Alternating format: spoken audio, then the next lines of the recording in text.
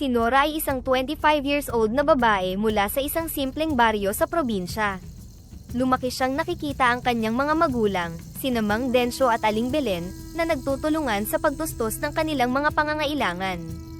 Si Mang Densyo ay isang magsasaka, at si Aling Belen naman ay naglalabada para makatulong. Bagamat payak ang kanilang pamumuhay, ramdam ni Nora ang pagmamahal at malasakit ng kanyang mga magulang. Ngunit alam niya na hindi sapat ang kanilang kinikita, upang makamit ang mga pangarap ng kanyang mga kapatid at matustusan ang kanilang mga pangangailangan. Kaya't isang gabi, nagtipon silang magkakapamilya upang pag-usapan ang kanyang desisyong magtungo sa Maynila upang maghanap ng mas magandang oportunidad. "Anak, sigurado ka na ba sa plano mo?" tanong ni Mang Densyo habang hinahaplos ang kanyang balikat. "Ang buhay sa Maynila ay hindi madali." "Opo, Tay," sagot ni Nora na pilit pinapalakas ang loob. "Gusto kong makapagpadala ng pera para makatulong sa inyong lahat dito.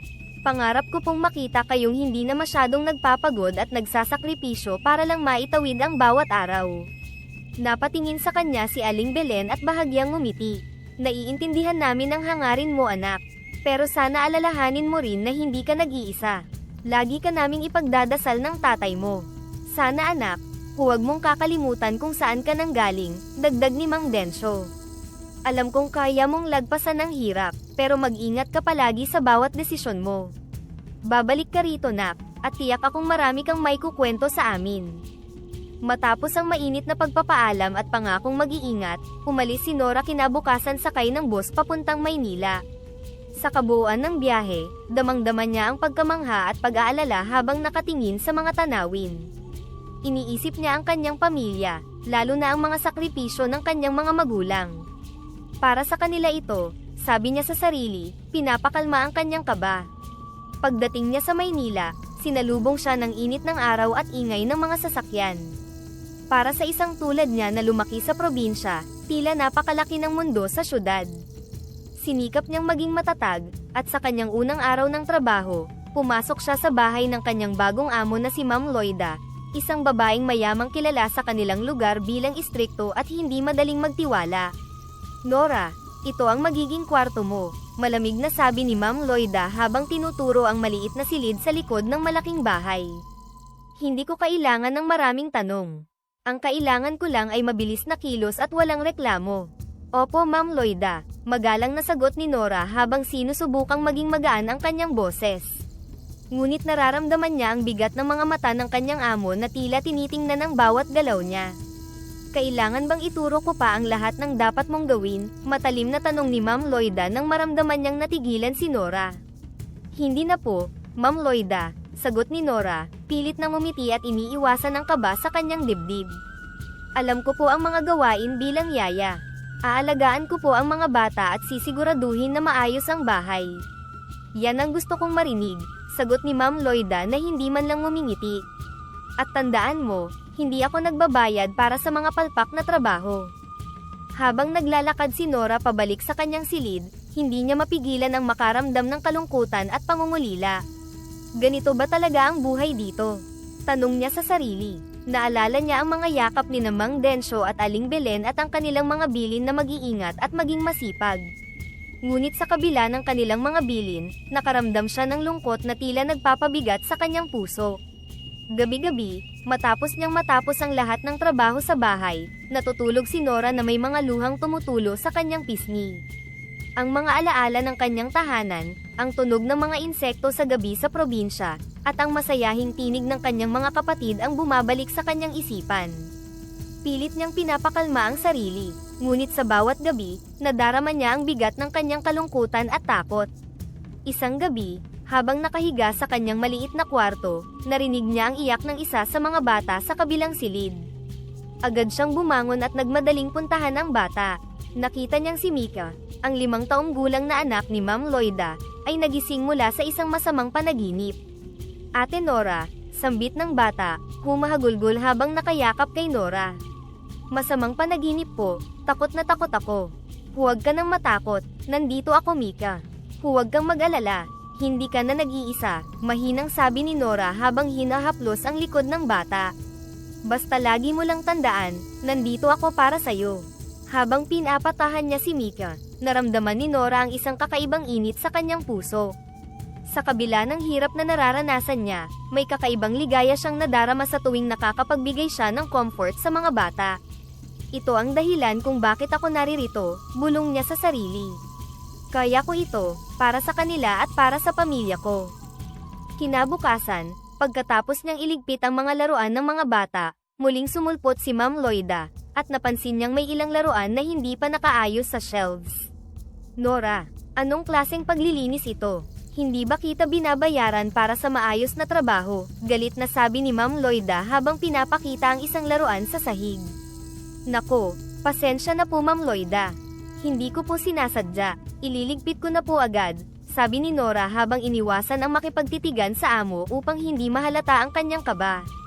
Siguraduhin mong hindi na ito mauulit, sigaw ni Ma'am Loida. Ayoko ng tamad na kasambahay dito sa bahay ko. Pag-alis ng amo, hindi na napigilan ni Nora ang pagtulo ng kanyang mga luha. Sa bawat galit na salita ng kanyang amo, mas lalo niyang nararamdaman ang pangungulila at sakit na tila hindi niya alam kung saan idudulog. Sa gabi, nakahiga siya sa kanyang maliit na kama, iniisip kung hanggang kailan niya kayang tiisin ang ganitong pakikitungo. Ngunit sa kabila ng lahat, iniisip na lang niya ang mga ngiti ng kanyang mga kapatid, ang mga yakap ng kanyang mga magulang, at ang mga pangarap niya para sa kanilang pamilya. Para sa inyo ito, tatay at nanay. Kaya ko ito, bulong niya sa sarili habang pinipilit na iwaksi ang kalungkutan. Bagamat bawat araw ay puno ng pagod at kalungkutan, nagdesisyon si Nora na hindi susuko. Sa puso niya, alam niyang may mas malaking dahilan kung bakit siya naririto, at balang araw, ang bawat sakripisyo niya ay magbubunga ng magandang pagbabago para sa kanilang pamilya. Isang hapon, matapos ang masinsinang paglilinis sa bahay, napagpasyahan ni Nora na ayusin ang mga lumang gamit sa bodega sa likod ng mansyon. Ang bodega ay bihirang buksan at hitik sa makakapal na alikabok at sapot ng gagamba. Habang sinusuri ang mga lumang kahon at kasangkapan, narinig niya ang isang mahinang iyak na nagmumula sa sulok ng bodega. Nagtaka si Nora at dahan-dahan na lumapit sa pinagmumulan ng tunog. Sa isang madilim na bahagi ng bodega, nakita niya ang isang maliit na duwende na nakadikit sa sapot ng gagamba, hindi makakilos, at tila takot na takot. Ay Diyos ko, kawawa naman. Paano ka napunta dito? Malumanay na tanong ni Nora, habang maingat na inaalis ang sapot na nakabalot sa maliit na nilalang. Nagpahid ng luha ang duwende at tumingala kay Nora. Salamat sa tulong mo, sabi ng duwende na may bahid pa ng takot sa boses. Ako si Liab. Hinahanap ko ang lumang wallet ko na nahulog dito, pero nadikit ako sa sapot at hindi na makaalis. Ngumiti si Nora, na bahagyang nag-aalala at nagtataka sa maliit na nilalang sa kanyang harapan. Walang anuman Liab. Ako naman si Nora. Bakit importante ang wallet mo? Ang wallet ko ay may laman na mahalagang mga buto at mga bulaklak na kailangan ko para sa aking mga gawain. Hindi ko kayang mawala ito, paliwanag ni Liab. Natuwa si Nora sa pagiging bukas ng duwende, at nag-alok siya ng tulong. Hanapin natin ito ng magkasama Liab. Siguro ay makikita natin iyon kung sisiyasatin nating mabuti ang paligid. Habang magkasama silang naghahanap ng wallet, nagkwentuhan sila at naging mas malapit sa isa't isa. Ibinahagi ni Liab ang tungkol sa mahiwagang mundo ng mga duwende, at sa kanilang pag-uusap, nadama ni Nora ang bagong pag-asa at inspirasyon. Sa wakas, natagpuan nila ang nawawalang wallet sa ilalim ng isang lumang upuan sa dulo ng bodega. Bilang pasasalamat sa iyong kabutihan, sabi ni Liab, nais kong ipakilala ka sa isang espesyal na kaibigan. Siya si Diwata Mithiin, at maaaring matulungan ka niya sa iyong mga pangarap at sa mga pagsubok mo sa buhay. Nagulat si Nora, ngunit mayroong pananabik sa kanyang natutunan at sa posibilidad ng tulong mula sa isang diwata. Ngunit, dagdag ni Liab, bago mo siya makilala, kailangan mong magdala ng 13 na prutas na kulay berde, at ito ay dapat tama ang pagkahinog. Tumango si Nora, puno ng pag-asa at determinasyon. Gagawin ko ang lahat upang matugunan ang kanyang kondisyon, Liab.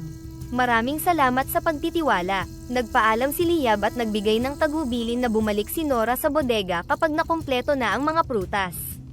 Sa gabing iyon, napuno ng pananabik si Nora, habang iniisip ang mga susunod na hakbang sa kanyang mahiwagang paglalakbay. Pagkatapos ng ilang araw, Matapos siyang maglibot sa palengke at maghanap ng mga prutas, sa wakas ay nakumpleto niya ang mga ito. Bitbit ni Nora ang 13 prutas na kulay berde, lahat ay perpekto ang hinog at mabango. Puno siya ng pananabik habang papalapit sa bodega, at sa kanyang dibdib ay dama niya ang pag-asa na magdudulot ng pagbabago ang kanyang pakikipagtagpo kay Diwata Mithiin. Pagdating sa bodega, agad siyang sinalubong ni Liab na masiglang ngumiti nang makita ang mga prutas na dala ni Nora. Napakabilis mo, mahusay Nora, ngayon ay handa ka nang makilala si Diwata Mithiin. Talaga bang matutulungan niya ako Liab? Tanong ni Nora, ang kanyang boses ay may halong pag-aalala. Hindi ko akalaing may mga tulad mo na nagmamalasakit sa mga tao na katulad ko. Si Diwata Mithiin ay may pusong mapagbigay, at marunong makakita ng kabutihan sa mga tao, paliwanag ni Liab. Alam kong may mabuting dahilan kung bakit siya pumayag na makilala ka. Hinawakan ni Liab ang kamay ni Nora, at dinala siya sa isang nakatago na bahagi ng hardin sa likod ng bodega. Sa gitna ng mga makukulay na bulaklak at puno, nagsimulang magningning ang liwanag mula sa lupa, at unti-unting lumitaw ang isang diwata na tila pinapalibutan ng sarili niyang liwanag. Siya si Diwata Mithiin, may mahahabang buhok, maputing kasuotan, at malalalim na matang puno ng kabutihan at kapayapaan. Napamangha si Nora sa kagandahan at sagradong presensya ng diwata. Magandang araw po, Diwata Mithiin, sabi niya, sabay yumuko bilang tanda ng paggalang. Ngumiti si Diwata Mithiin. Magandang araw din sa iyo Nora. Alam kong dinala ka rito ni Liab dahil may mabigat kang pinagdadaanan, at may mabuti kang puso na handang magsakripisyo para sa iyong pamilya. Hindi mapigilan ni Nora ang magbuntong hininga habang iniisip ang mga dahilan kung bakit siya lumuwas sa Maynila. Opo, Diwata Mithiin, sagot ni Nora, halos maiyak. Iniwan ko ang aking pamilya sa probinsya para makahanap ng mas magandang buhay, ngunit napakahirap pala ng buhay sa Maynila. Hindi ako tinatrato ng maayos ng aking amo, at gabi-gabi, napupuno ako ng lungkot at pangungulila sa aking pamilya. Pinakinggan siya ni Diwata Mithiin ng may buong atensyon. Sa bawat salitang binibigkas ni Nora, tila nadarama ng diwata ang bigat ng kanyang mga damdamin. Nora, marahan na sabi ni Diwata Mithiin. Ang iyong mga luha ay hindi lamang simbolo ng iyong sakit at paghihirap, kundi pati na rin ng iyong pagmamahal at dedikasyon sa iyong pamilya. May kapangyarihan ang mga luha mo, at nararapat itong magdulot ng mabuti sa iyo at sa mga mahal mo. Nagulat si Nora sa sinabi ng diwata. Ano pong ibig ninyong sabihin, Diwata Mithiin? Ngumiti si Diwata Mithiin, at iniabot kay Nora ang isang maliit at kumikinang na bote. Ang bote na ito ay may mahiwagang kakayahan. Sa bawat patak ng iyong luha na ilalagay mo rito, ito ay magiging isang piraso ng ginto. Gamit ang gintong ito, maaari kang makaipon ng yaman na makakatulong sa iyong buhay at sa iyong pamilya. Halos hindi makapaniwala si Nora habang hawak ang mahiwagang bote. Napakalaking tulong po nito sa akin. Hindi ko po alam kung paano ko kayo mapapasalamatan Diwata Mithiin, sambit ni Nora, na ngayon ay nangingilid na ang mga luha ng tuwa. Hinawakan ni Diwata Mithiin ang kamay ni Nora at nagwika, tandaan mo Nora, ang bawat gintong makukuha mo mula sa iyong mga luha ay may katumbas na halaga, ngunit huwag mong gamitin ito para sa kasakiman o panlilinlang. Ang bote ay ibinibigay ko sa iyo dahil sa iyong kabutihang loob at dalisay na hangarin. Gamitin mo ito ng tama. Tumango si Nora, taimtim na nangako sa kanyang puso na hindi niya aabusuhin ang biyayang ito. Pangako po Diwata Mithiin. Gagamitin ko ang bote na ito para makatulong at makapagbigay ng mabuting kinabukasan sa aking pamilya at para makatulong na rin sa kapwa. Pagkatapos, unti-unting naglaho ang diwata sa kanyang harapan, ngunit naiwan si Nora ng may matinding pag-asa at pananabik. Kasama si Liab, dinala niya ang mahiwagang bote pabalik sa kanyang kwarto. Nang gabing iyon, hindi mapigilan ni Nora ang kanyang mga luha habang iniisip ang mga sakripisyo ng kanyang pamilya at ang kanyang mga hirap sa Maynila. Dahan-daang pumapatak ang kanyang mga luha sa loob ng bote, at sa kanyang pagkamangha, ang bawat patak ay nagiging maliit na piraso ng ginto. Habang tinitingnan niya ang mga gintong iyon, napuno siya ng inspirasyon at tapang. Para ito sa inyo, tatay at nanay, bulong niya sa sarili. Kaya ko to, para sa magandang kinabukasan natin. Sa mga sumunod na araw, nagsimulang ipunin ni Nora ang mga gintong luha at ibinenta ang ilan sa mga ito upang makalikom ng pera. Sa wakas, nagkaroon siya ng kakayahang makatulong sa kanyang pamilya sa probinsya at nakapag-umpisa na ring mag-ipon. Naramdaman niya ang pagbabagong dahan-dahan ngunit siguradong magdadala ng mas maliwanag na kinabukasan. Sa bawat gabi, matapos ang isang mahirap na araw sa bahay ni Ma'am Loida, palihim na umiiyak si Nora sa kanyang maliit na silid. Sa bawat luha na dulot ng masasakit na salita ng kanyang amo, at pangungulila sa pamilya sa probinsya, dahan-dahan niyang naiipon ang bawat patak sa mahiwagang bote na bigay ni Diwata Mithiin. Sa paglipas ng mga buwan, ang bawat patak ng kanyang luha ay naging ginto, at unti-unti siyang nakalikom ng sapat upang simulan ang katuparan ng kanyang mga pangarap. Isang umaga, lakas loob siyang nagpaalam kay Ma'am Loida. Ma'am Loida, sabi ni Nora, pilit pinapanatili ang kanyang tinig na mahinahon, nagpapasalamat po ako sa lahat ng inyong ibinigay sa akin dito, pero kailangan ko na pong magpaalam. Nagulat si Ma'am Loida. Ano? Bakit Nora? Akala ko ba ay kailangan mo ng trabaho? Ano na ang plano mo? Ngumiti si Nora ng bahagya, ngunit hindi siya nagbigay ng detalyadong paliwanag.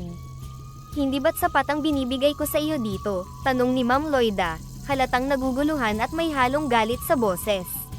Tahimik na tumango si Nora, puno ng respeto. Salamat po sa lahat ng inyong ibinigay sa akin, ngunit panahon na po para sundin ko ang pangarap ko.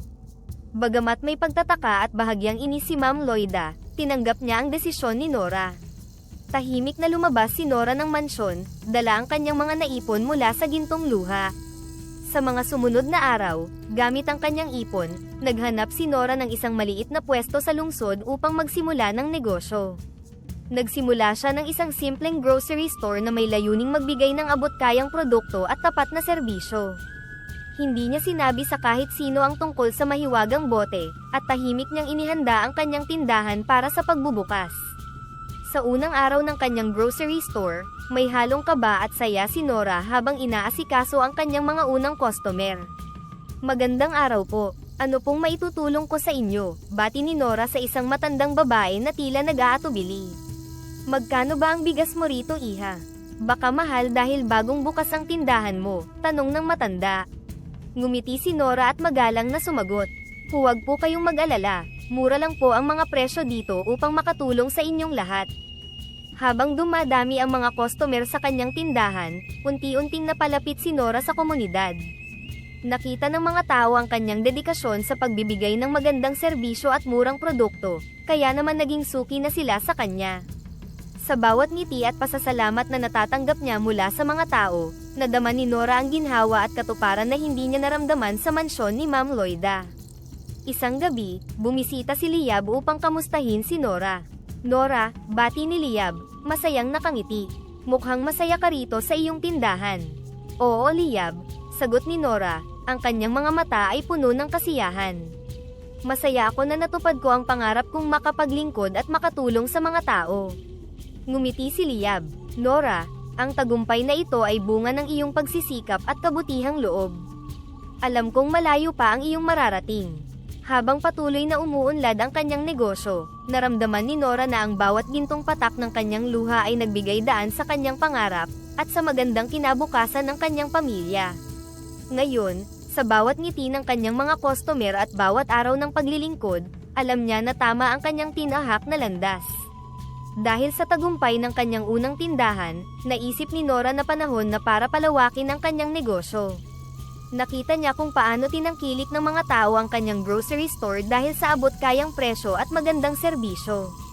Gamit ang mga naipon mula sa kanyang gintong luha at ang kasipagan na kanyang ipinakita, nagbukas siya ng 2 pang grocery store sa iba't ibang bahagi ng lungsod.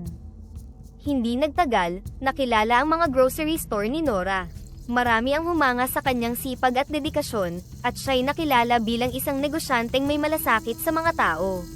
Ngunit habang umuunlad ang negosyo, naramdaman ni Nora na kailangan niya ng karagdagang tulong sa pagpapatakbo ng mga tindahan.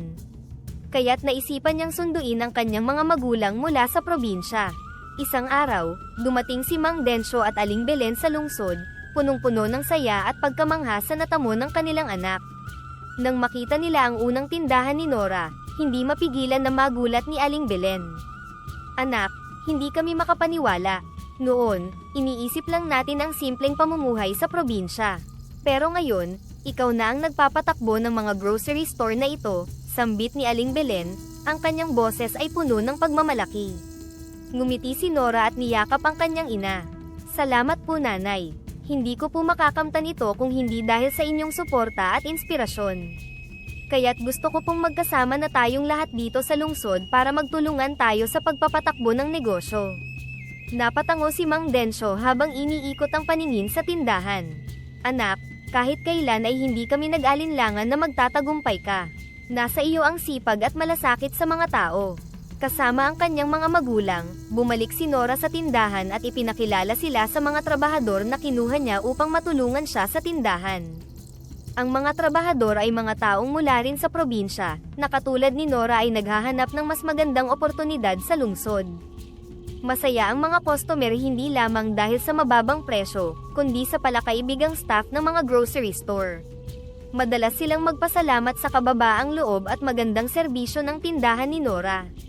Isang araw, narinig ni Nora ang pag-uusap ng dalawang babaeng customer habang namimili. Kakaiba talaga ang grocery store na ito, sabi ng isang babae. Hindi lang mababa ang presyo, ang babait pa ng mga empleyado. Nakakatuwang mamili dito. Oo nga, sagot ng isa pang babae. May malasakit ang may-ari sa mga katulad natin. Hindi ko akalain na may tindahan sa lungsod na kayang magbigay ng serbisyo na tulad dito. Habang naririnig ang kanilang mga papuri, napangiti si Nora. Naramdaman niya ang saya at fulfillment na dulot ng kanyang negosyo, isang bagay na higit pa sa material na yaman. Nakita niyang hindi lamang ang kanyang sarili at pamilya ang natutulungan, kundi pati na rin ang kanyang komunidad.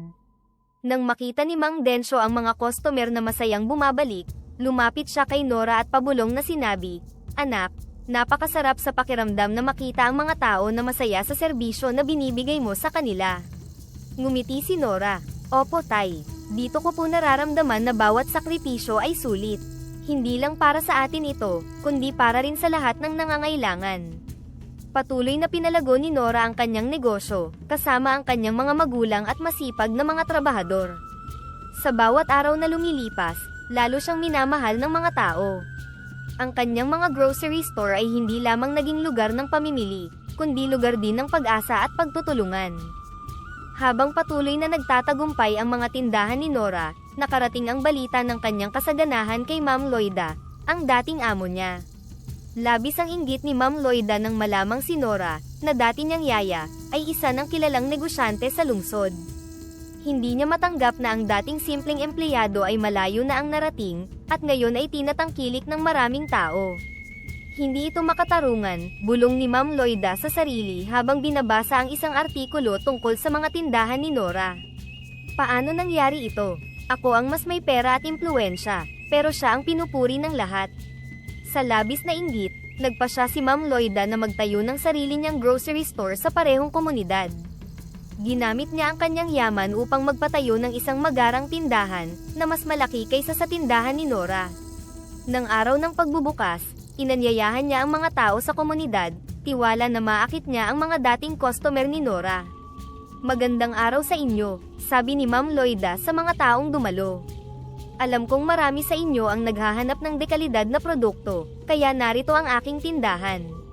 Tinitiyak ko na mas mataas ang kalidad dito kaysa sa iba." Ngunit habang namimili ang mga tao, napansin nilang ang mga presyo sa tindahan ni Ma'am Loida ay mas mataas kaysa sa karaniwang presyo sa mga tindahan ni Nora. Bukod dito, ramdam ng mga customer ang malamig at mabigat na pakikitungo ng staff, na parang hindi sila pinapansin. "Ang mahal naman ng mga bilihin dito," pabulong na sabi ng isang customer sa kanyang kasama. "At ang mga staff, parang laging masungit. Hindi gaya sa tindahan ni Nora na masayang pinagsisilbihan ang lahat."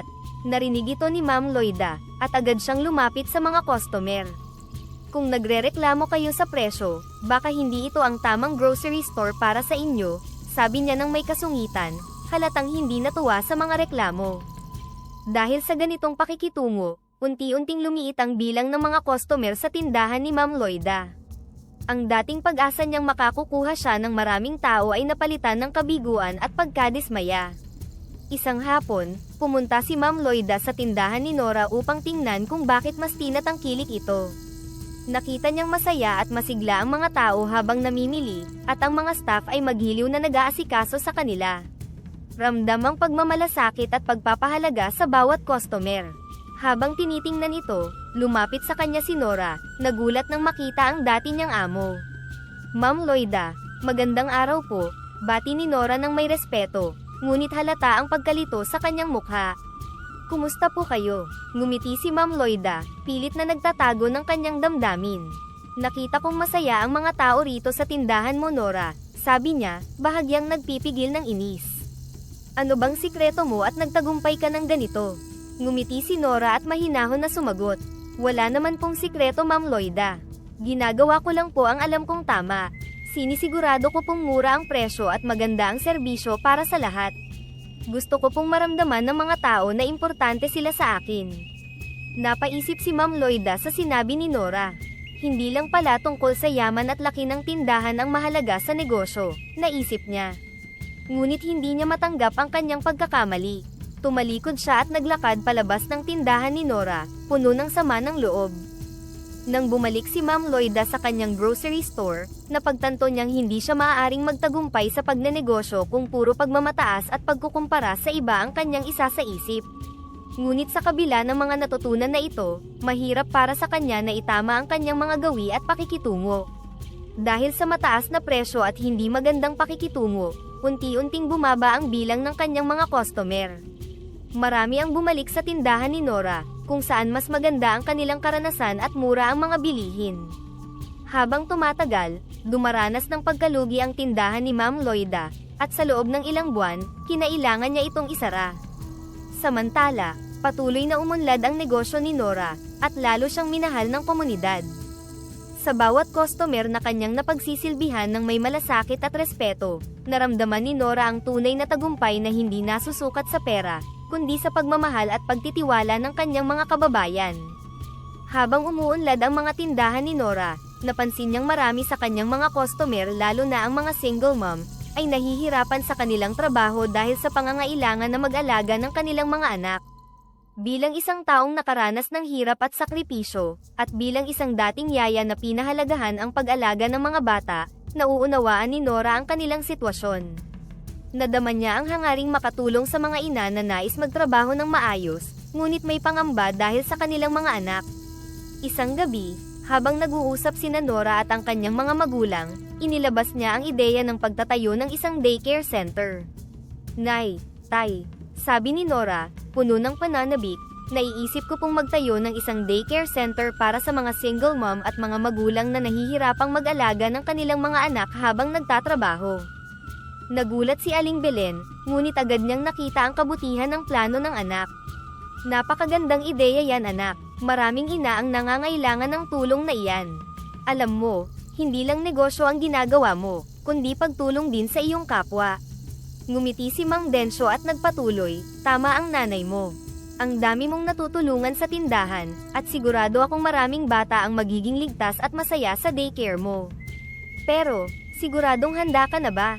Malaking responsibilidad ang pag-aalaga ng mga bata. Tumango si Nora, puno ng determinasyon. Opo, Tay. Dati akong nagtrabaho bilang isang yaya, at ang pag-aalaga sa mga bata ay talagang malapit sa puso ko.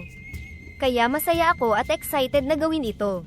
At alam kong hindi ito madaling gawin, pero gusto kong makatulong sa mga ina, na katulad natin dati, ay nangangarap ng mas magandang buhay para sa kanilang pamilya. Matapos ang kanilang pag-uusap, nagsimula si Nora na magplano para sa daycare. Pinili niya ang isang maliit na gusali malapit sa kanyang mga tindahan upang maging daycare center. Sa mga susunod na araw, abala siya sa pag-aayos ng lugar, pinapinturahan niya ito ng mga makukulay na disenyo, bumili ng mga laruan na pang-edukasyon, at libro para sa mga bata. Gusto niyang maging komportable at masaya ang bawat batang papasok sa daycare. Nang handa na ang daycare center, nagsimula si Nora na magbigay ng anunsyo sa kanyang mga customer. Isang umaga, habang namimili ang isang ina na may dalang anak, kinausap siya ni Nora. Kumusta ka, Aling Mila? Bati ni Nora sa isa sa kanyang mga regular na customer. Nakikita kong lagi mong kasama ang anak mo kapag namimili ka. Napabuntong hininga si Aling Mila. Oo, Nora, mahirap kasi maghanap ng magbabantay sa kanya. Kailangan kong magtrabaho, pero wala akong mapag-iwanan sa anak ko, kaya't kailangan kong isama kahit saan ako magpunta. Ngumiti si Nora at sabik na sinabi, alam mo Aling Mila, magbubukas ako ng isang daycare center malapit dito. Maaari mong iwan ang anak mo roon ng ligtas habang nagtatrabaho ka. Magkakaroon siya ng mga kaibigan, at maraming aktibidad na makakatulong sa kanyang pag-unlad. Nabigla at natuwa si Aling Mila sa narinig. Totoo ba yan, Nora? Napakalaking tulong naman yan para sa amin. Maraming salamat sa pag-iisip ng ganito, para sa aming mga tulad kong single mother. Hindi napigilan na mapaluha si Nora sa damdamin. Aling Mila, nakita ko ang hirap ninyo, kaya't gusto kong makatulong. Gusto kong ang bawat ina ay magkaroon ng kakayahang magtrabaho, nang walang alalahanin sa mga anak nila. Nang araw na iyon, maraming ina ang nakarinig ng tungkol sa bagong daycare center ni Nora. Maraming lumapit sa kanya, nagpapasalamat at nagtatanong kung kailan nila maaaring dalhin ang kanilang mga anak. Sa kanilang mga mata, nakita ni Nora ang pag-asa at kasiyahan na dulot ng kanyang plano. Sa kabila ng kanyang hirap at pagod, nadama niya ang kakaibang fulfillment sa pag-alam na hindi lamang negosyo, kundi serbisyo sa komunidad ang kanyang naitayo. Sa unang araw ng daycare center, puno ng pananabik at kaba si Nora. Tinitiyak niya na handa ang bawat sulok ng silid para sa mga bata. Nang dumating ang mga unang magulang, masaya silang sinalubong ni Nora, at ipinakilala ang mga guro at staff na kinuha niya, upang mag-alaga at magturo sa mga bata. Isang batang lalaki ang tumingin kay Nora at ngumiti. Ikaw ba ang mag-aalaga sa amin? Tanong ng bata, na tila nakaramdam ng kagaanan sa presensya ni Nora. Ngumiti si Nora at yumuko upang magkapantay sila ng bata. Ako ang magbabantay para masigurong masaya at ligtas kayo rito. At maraming guro ang magiging kaibigan ninyo habang nandito kayo. Habang lumilipas ang oras, nakaramdam si Nora ng kakaibang kasiyahan habang pinagmamasdan ng mga bata na naglalaro at natututo. Narinig niya ang masayang tawa ng mga bata, at ang pasasalamat ng mga ina, na nakakita ng lugar na may iwan ang kanilang mga anak nang walang pangamba. Kinagabihan, umuwi si Nora na puno ng pagod ngunit labis na kaligayahan. Sa kanyang puso, naramdaman niya ang tunay na kasiyahan na dulot ng pagtulong. Alam niyang ang daycare center na ito ay hindi lamang isang negosyo, kundi isang lugar ng pag-asa para sa mga ina at tahanan ng kasiyahan para sa mga bata. Mula noon, ang daycare center ni Nora ay naging simbolo ng pagmamalasakit at pagtulong sa komunidad. Sa bawat araw na lumipas, mas lalo siyang minahal at pinuri ng mga tao sa kanyang pamayanan, dahil sa kanyang dedikasyon sa paglilingkod. Sa paglipas ng panahon, ang daycare center na itinayo ni Nora ay naging higit pa sa simpleng lugar, kung saan maaaring iwan ng mga magulang ang kanilang mga anak habang sila'y nagtatrabaho. Ito ay naging tahanan ng kasiyahan, pagkatuto, at pagmamalasakit sa bawat bata na dumadaan sa pintuan nito. Ang daycare center ay nakilala sa buong syudad dahil sa dekalidad na edukasyon at pangangalaga sa mga bata, at hindi nagtagal, dinayo ito ng mga magulang mula sa iba't ibang bahagi ng lungsod. Isang araw, nagtipon ang mga guro, magulang, at si Nora, upang pag-usapan ang patuloy na pag-unlad ng daycare. Naroon sina Aling Mila at ang iba pang single mom, na halos hindi na makapaniwala sa epekto ng daycare sa kanilang buhay. Hindi ko inakala na darating ang araw na magagawa kong magtrabaho, nang hindi nangangamba para sa anak ko, sabi ni Aling Mila kay Nora. Kaya naman nagpapasalamat talaga ako. Ang anak ko ay hindi lang ligtas dito, kundi natututo pa. Ngumiti si Nora, at pinipigilan ang pagtulo ng kanyang mga luha ng tuwa. Aling Mila, natutuwa akong marinig iyan. Ang nais ko lang ay magkaroon kayo ng kapayapaan sa isip habang nagtatrabaho, at ang mga bata ay maging masaya at magkaroon ng mga kaibigan. Nagpatuloy ang talakayan, at isang guro, si Teacher Ana, ang nagbigay ng kanyang opinyon. Nora, talagang kakaiba ang daycare na ito. Hindi lamang namin natuturuan ang mga bata ng mga simpleng kaalaman, nakikita ko ang pagmamahal nila sa bawat isa. Natututo silang makisalamuha, maging mabait at matulungin. May talento ka talaga sa paghawak ng ganitong klaseng kapaligiran. Napangiti si Nora at nagpasalamat. Salamat Teacher Ana. Alam kong ang tagumpay na ito ay hindi dahil sa akin lang. Malaking tulong kayo sa paghubog ng mabuting asal at pagkatao ng mga bata. Kayong lahat ang dahilan kung bakit masaya ang mga bata dito. Samantala, Habang pinag-uusapan ang daycare sa iba't ibang lugar ng syudad, maraming magulang ang naging interesado rito.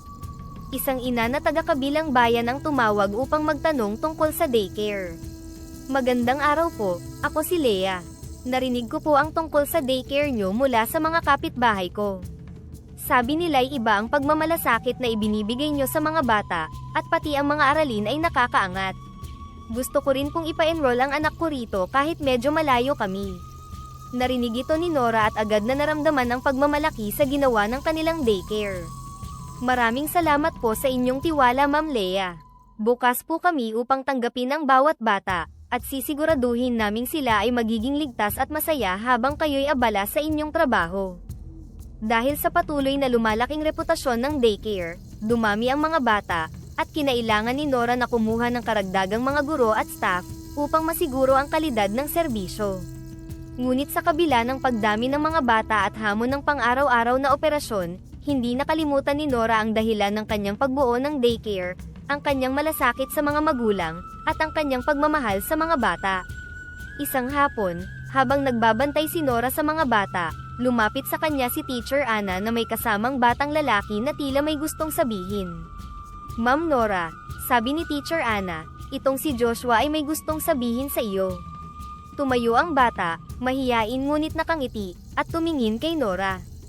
Salamat po Ma'am Nora, sa pag-aalaga sa amin. Masaya po ako rito. Napaluha si Nora sa simpleng salitang iyon. Walang anuman Joshua, hangad ko lang na maging masaya kayo rito at matuto. Kayo ang nagbibigay kulay sa araw-araw namin.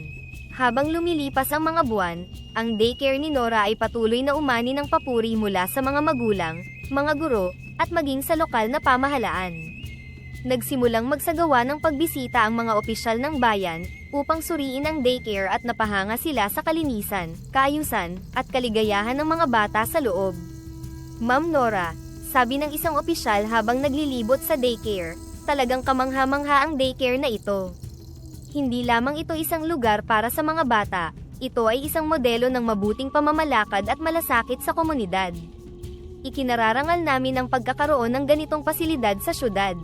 Maraming salamat po, tugon ni Nora, hindi na mapigilan ang mapangiti sa mga papuri.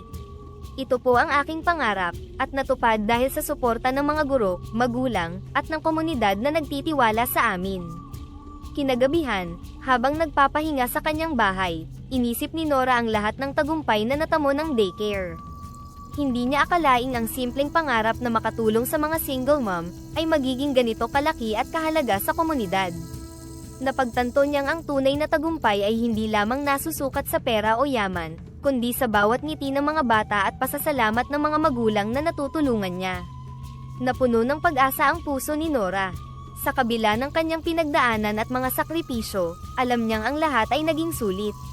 Ang daycare ay hindi lamang isang negosyo, ito ay isang tahanan para sa mga nangangailangan, isang simbolo ng pagmamalasakit, at isang pamana ng kanyang pag-ibig sa komunidad.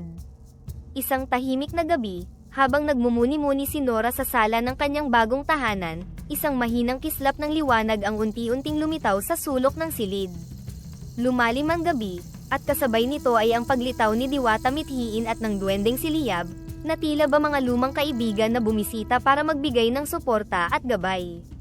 Diwata Mithiin, Liab, masiglang bati ni Nora, habang lumalapit para yakapin ang mga kaibigan. Kayo po pala, napakasaya kong makita kayong muli. Nora, kami rin ay nagagalak na makita ka, sabi ni Diwata Mithiin, ang kanyang tinig ay puno ng pagmamalasakit at kagalakan. Narito kami upang saksihan kung paano mo binago ang iyong kapalaran at ang positibong epekto ng iyong mga gawain sa iyong kapwa. Si Liab, na palaging nakangiti, ay nagdagdag, narinig namin ang tungkol sa iyong mga tindahan at sa daycare center. Napakalayo na nang narating mo Nora, at gusto naming makita kung paano mo ito nagawa. Napaupo silang lahat, at habang lumalalim ang gabi, nagpatuloy ang kanilang pag-uusap. Ibinahagi ni Nora ang mga hamon at tagumpay na kanyang naranasan, mula sa pagtatayo ng mga tindahan, hanggang sa pagbubukas ng daycare center. Diwata Mithiin, minsan po ay napapaisip ako kung sapat ba ang aking nagagawa. Pagtatapat ni Nora, ang kanyang tinig ay nagpapahiwatig ng pag-aalinlangan. Si Diwata Mithiin, na laging mayroong karunungan, ay ngumiti ng mapagmahal. Nora, ang bawat hakbang na iyong ginagawa para sa kabutihan ay mahalaga. Huwag mong maliitin ang iyong mga nagawa. Ang pagbibigay ng edukasyon at pag-aalaga sa mga bata, ang pagtulong mo sa mga magulang na makapagtrabaho ng walang alalahanin, ito'y mga bagay na nagpapabuti sa buhay ng marami. Nagpahayag din si Liab, at tandaan mo Nora, hindi lang ang mga malalaking tagumpay ang mahalaga. Ang araw-araw mong kabutihan at malasakit sa iyong mga customer, at sa mga bata sa daycare ay nagbibigay inspirasyon sa lahat ng nakakakita sa iyo. Naramdaman ni Nora ang init ng kanilang mga salita at unti-unting nawala ang kanyang pag-aalinlangan. Salamat sa inyong dalawa. Salamat sa bigay niyong bote ng luha na siyang nagbigay ng napakalaking biyaya, para makaahon ako at ang aking pamilya. At ito rin ang dahilan para makatulong ako sa aking kapwa. At ang inyong mga salita ay nagbibigay sa akin ng lakas at inspirasyon, upang ipagpatuloy ang aking mga layunin. Habang lumalalim pa ang gabi, nagpatuloy ang kanilang pag-uusap, pinag-uusapan ang mga plano para sa hinaharap, at kung paano pa lalo mapapabuti ang buhay ng mga tao sa kanilang komunidad. Bago umalis, binigyan siya ni Diwata Mithiin ng isang mahiwagang butil na maaari niyang itanim sa hardin ng daycare. Ito'y magiging simbolo ng iyong patuloy na paglago at pagyabong, tulad ng mga bata at ng iyong negosyo, sabi ni Diwata Mithiin. Nagpasalamat si Nora, at sa paglaho ng liwanag na nagdala sa kanyang mga kaibigan, naramdaman niya ang katiyakan at kapayapaan sa kanyang puso. Ang gabi ay hindi lamang nagtapos sa pag-uusap, kundi sa pagtibay ng kanyang pangako na ipagpatuloy ang kanyang misyon, hindi lamang para sa kanyang sarili kundi para sa kabutihan ng kanyang buong komunidad. Ang suporta at pagmamahal na kanyang natanggap mula kina Diwata Mithiin at Liab, ay magpapatuloy na maging gabay sa kanya sa marami pang araw na darating.